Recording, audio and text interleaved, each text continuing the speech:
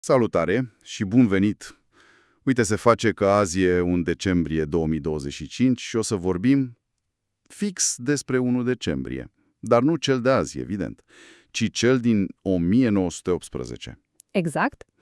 Ne-am înarmat cu o mulțime de surse istorice și ce ne-am propus e să facem cumva o anatomie a acelei zile. Adică nu doar să bifăm evenimentele, ci să încercăm să înțelegem atmosfera, energia. Să simțim pulsul, da. Exact. Să vedem care au fost calculele din spate și cum a fost posibil ca o națiune care, sincer, în primăvara lui 1918 era în genunchi, să-și îndeplinească visul suprem la început de iarnă. Cred că ai pus punctul pe I. Asta e cheia. O să navigăm cumva pe două planuri. Pe de-o parte, contextul mare, european, știi, prăbușirea imperiilor, un continent întreg care se reconfigura. O lume veche care murea. Da, și pe de altă parte o să coborâm la nivel micro, la detalii umane, la logistică, la emoția aia brută, dar și la micile înțelegeri politice care au făcut totul posibil. Perfect. Atunci, hai să începem cu imaginea de ansamblu. Pentru că, în primăvara lui 1918, tabloul pentru România era catastrofal, e puțin spus. Dezastros. Am intrat în război în 16 cu Antanta, cu visul unirii, și am ajuns cu 2/3 din țara ocupate și forțați să semnăm pacea de la București, în mai 1918. Umilitor. Și totuși, toate sursele noastre subliniază un detaliu. Un detaliu care a schimbat totul. Faptul că regele Ferdinand nu a ratificat niciodată tratatul. Exact. De ce a fost asta atât de important? Păi, a fost un act de o inteligență politică ieșită din comun. Refuzând să-și pună semnătura finală, regele a menținut, tehnic, starea de război cu puterile centrale. Așa, Deci România nu a ieșit oficial din tabăra Antantei. A fost un pariu uriaș care ținea o portiță deschisă.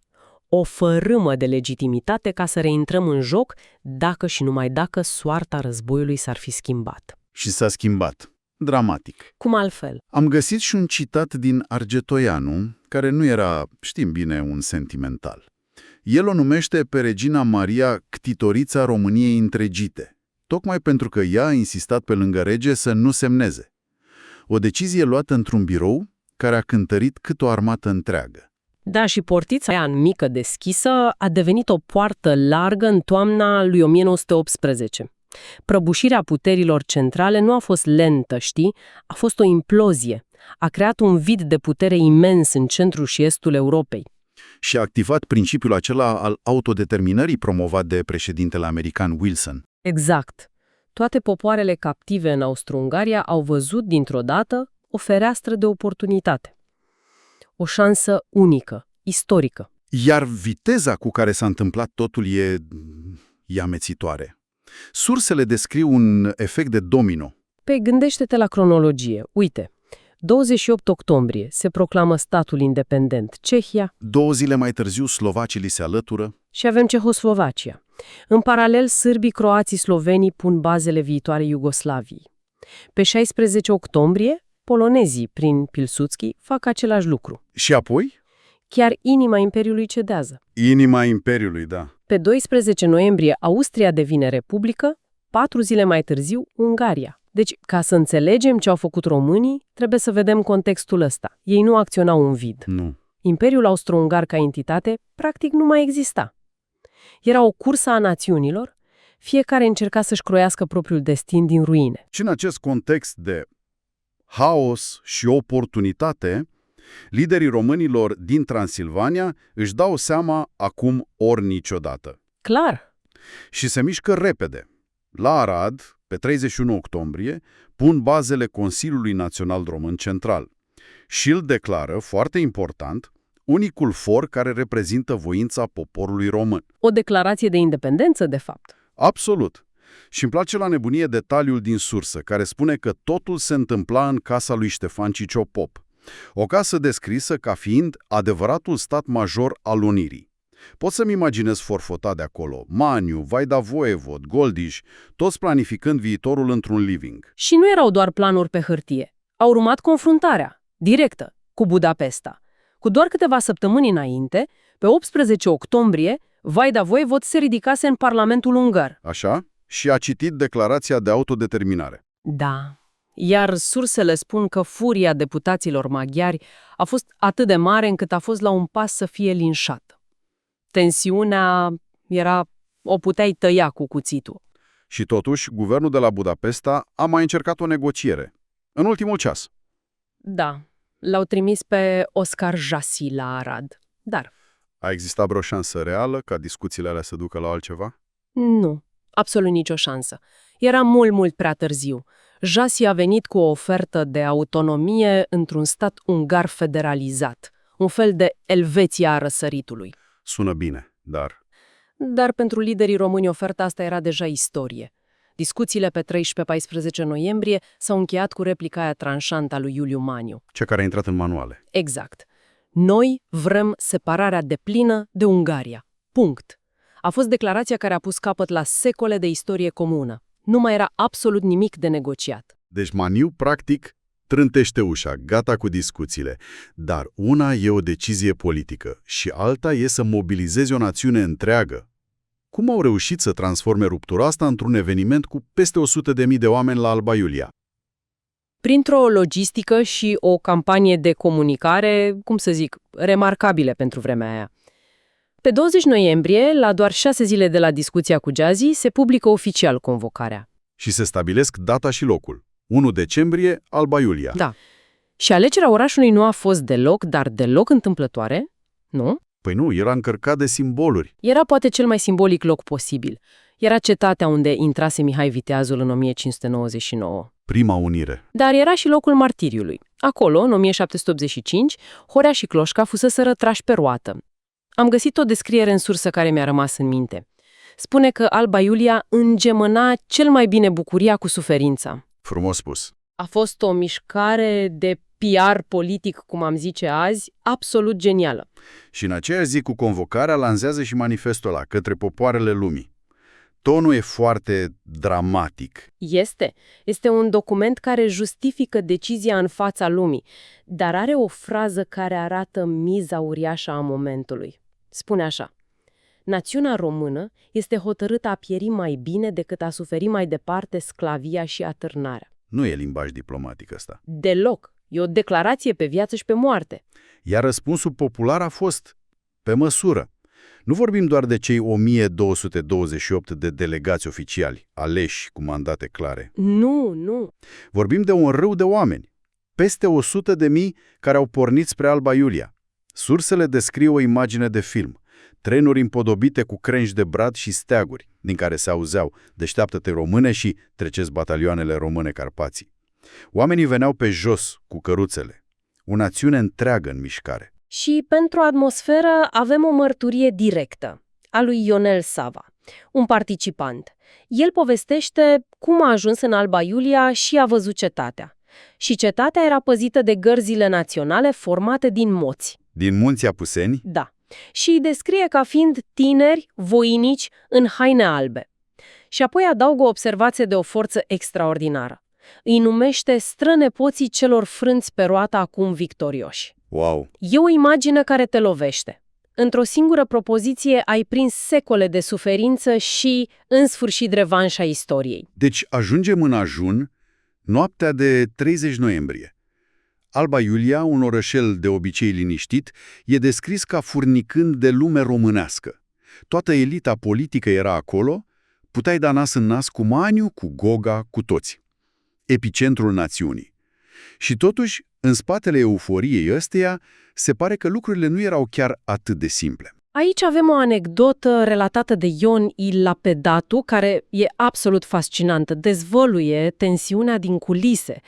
El povestește că în noaptea aia un grup de tineri intelectuali plini de entuziasm s-au adunat să scrie o telegramă. O telegramă pentru regele Ferdinand. Exact. S-o trimită a doua zi imediat după vot. Un gest patriotic, firesc. Normal. Doar că, la un moment dat, Lapedatu se întâlnește pe stradă cu cine crezi? Cu Iuliu Maniu. Îi spune mândru de inițiativa lor, iar răspunsul lui Maniu e un duș rece de pragmatism. Ce le-a zis? Îi spune, și citez, să nu vă pripiți, Nu știm dacă statul nostru va fi republică sau monarhie. Stai puțin, deci în toiul euforiei generale cu un oraș plin de steaguri și cântece despre rege, Maniu le zice practic mai încet cu pianul pe scări. Asta e incredibil. Este. Și asta ne arată perfect diferența dintre emoția străzii și calculul rece, politic. Maniu, ca un strateg desăvârșit, ținea toate opțiunile pe masă, unirea era necondiționată, dar forma de organizare a statului, relația Transilvaniei cu vechiul regat, Toate era încă puncte de negociere. toate. Nimic nu era bătut în cuie. Asta e fascinant. Istoria era făcută simultan de valul ăsta popular imens și de un joc de șah politic jucat de câteva minți luminate. O lecție de real politic în mijlocul celei mari sărbători. Și așa ajungem la ziua de 1 decembrie. Scena, Sala Cazinei Militare, pe care o știm azi drept Sala Unirii. Da, Lucrările sunt deschise de Gheorghe Pop de Băsești, un bătrân venerabil, 83 de ani, președintele Partidului Național Român, iar cuvintele lui de început sunt copleșitoare. sunt de o încărcătură emoțională uriașă. Parafrazând din Biblie, el spune: "Acum slobozește, Doamne, pe robul tău, căci ochii mei văzură mântuirea neamului românesc." Practic spunea că a trăit o viață întreagă pentru momentul ăla. Da. După prologul ăsta emoționant, rolul central îi revine lui Vasile Golbiș. El este, cum să zic, arhitectul intelectual al momentului. Ce nume face el? El citește două documente. Mai întâi, o lungă expunere de motive, care e, în esență, un rechizitoriu, o listă lungă și amară a tuturor nedreptăților suferite de români sub monarhia habsburgică. Și apoi? Apoi citește textul rezoluției. Pasajul cheie, cel care face istoria, e articolul 1.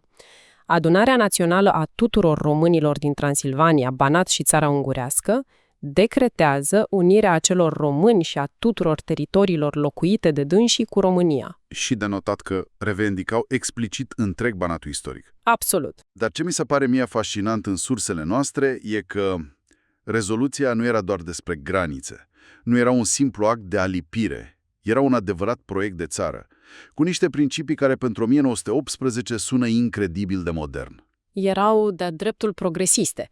Uite, rezoluția prevedea vot universal, egal, direct și secret pentru toți cetățenii de la 21 de ani. Inclusiv pentru femei. Și aici e detaliul cheie. Se specifica pentru ambele sexe. Votul femeilor în 1918 mai prevedea o reformă agrară radicală, împroprietărirea țăranilor și drepturi avansate pentru muncitori. Era un contract social, nu doar un act de unire. Totuși, se pare că textul ăsta așa frumos formulat nu a fost adoptat fără controverse în culise. A fost un proces lin? Deloc. Și aici intervine o nuanță esențială subliniată de istoricul Florin Constantiniu. El spune că rezoluția a fost, de fapt, o sinteză între unirea necondiționată și unirea condiționată. Adică exista o tabără, mai ales a tinerilor, care voia o unire simplă. Și gata. Și o alta, a politicienilor mai experimentați, ca Maniu, care voia o unire cu anumite garanții, cu o autonomie tranzitorie pentru Transilvania. Și a existat un moment de criză? Da, chiar avem mărturia unui moment de criză. Un grup de tineri ofițeri ardeleni ar fi dat buzna în camera unde se negocia textul și ar fi pus presiune pentru o unire necondiționată. Și cine a dezamorsat situația? Același Iuliu Maniu. El a fost mediatorul. După ore de discuții, a găsit o formulă de compromis care să împace pe toată lumea. Și anume? Autonomia provizorie a fost acceptată, dar sub forma unui consiliu dirigent, care era totuși subordonat guvernului de la București. Încă o dată, pragmatismul lui a fost decisiv. A menținut unitatea într-un moment critic. Bun. Odată ce rezoluția a fost votată în unanimitate și aclamată de mulțimea de afară, ce s-a întâmplat imediat? Care au fost pașii concreți? Au fost doi pași, făcuți simultan. Primul, înființarea acelui consiliu dirigent, un fel de guvern provizoriu pentru Transilvania, condus de Maniu. Misiunea lui era să preia administrația de la autoritățile maghiare care erau în colaps. Și al doilea pas? Trimiterea unei delegații la București să prezinte actul unirii regelui Ferdinand, o delegație foarte simbolică. Din ea făceau parte Goldiș, Vaida Voievod și liderii celor două biserici românești, episcopul ortodox Miron Cristea și cel greco-catolic Iuliu Hosu. Exact. Unitatea națională și religioasă într-o singură imagine. Și cum s-a încheiat tot procesul? Când a devenit totul oficial, legal, recunoscut? Păi, pe plan intern, lucrurile s-au mișcat repede. Pe 11 decembrie 1918, la 10 zile de la Alba Iulia, regele Ferdinand a semnat decretul lege de unire. I-a dat putere legală. Dar bătălia cea mare a fost cea diplomatică, bănuiesc. Aia a fost bătălia cea mare. Recunoașterea internațională a noilor granițe a venit abia un an și jumătate mai târziu, pe 4 iunie 1920, prin tratatul de la Trianon. Acela a fost momentul care a consfințit România Mare pe harta lumii. Incredibil. Deci am pornit de la disperarea din primăvara lui 1918 și am ajuns la triumful din 1 decembrie. Un drum parcurs într-un timp record. A fost posibil datorită unei ferestre de oportunitate internațională, clar. Da. Dar mai ales datorită unei voințe populare copleșitoare, canalizată de o mână de lideri politici excepționali. Exact. Și cred că, dacă e să rămânem cu un gând final, ar trebui să fie ăsta. Sursele ne arată foarte clar că la Alba Iulia nu s-a votat doar o alipire de teritorii. S-a votat un proiect de țară. O viziune. O viziune pentru cum ar trebui să arate România unită. Un ideal de societate bazat pe democrație, pe drepturi sociale, pe modernizare. Un proiect care poate e la fel de relevant și azi. Păi exact asta cred că ne lasă cu o întrebare pertinentă. Dincolo de actul unirii în sine, cât de mult din spiritul ăla democratic, din promisiunile sociale articulate atunci, în acea rezoluție istorică, a modelat cu adevărat sau poate continuă să provoace societatea românească un secol mai târziu.